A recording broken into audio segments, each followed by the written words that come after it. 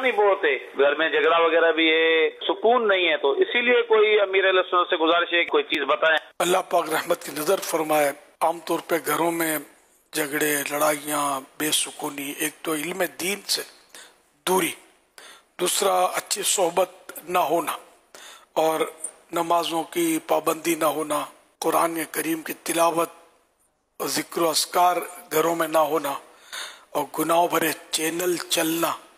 تو گناہ بھرے چینل میں بے پردہ عورتیں، تو میوزک یہ تو لازمی حصہ ہے۔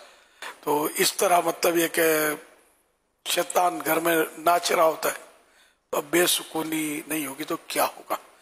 قرآن کریم میں ہے الا بذکر اللہ تطمئن القلوب، بے شک اللہ کا ذکر ہی دلوں کے اطمینان کا ذریعہ ہے، وہ ہم کرتے نہیں ہیں، یعنی اللہ کو یاد کرتے نہیں۔ نماز یہ سب سے اہم ذکر ہے اللہ پاک کا۔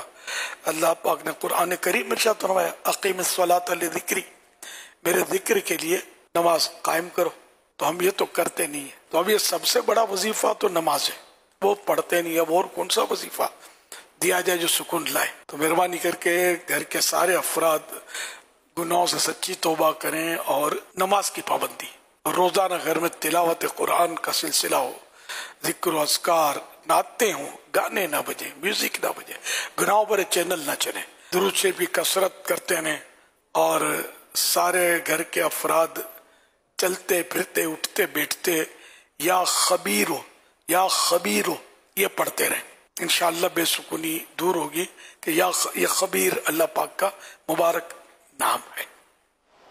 اور جب بھی گھر میں داخل ہوں تو گھر میں حاضرین کو سلام کریں، اور قل هو اللہ شریف کی سورت پڑھیں،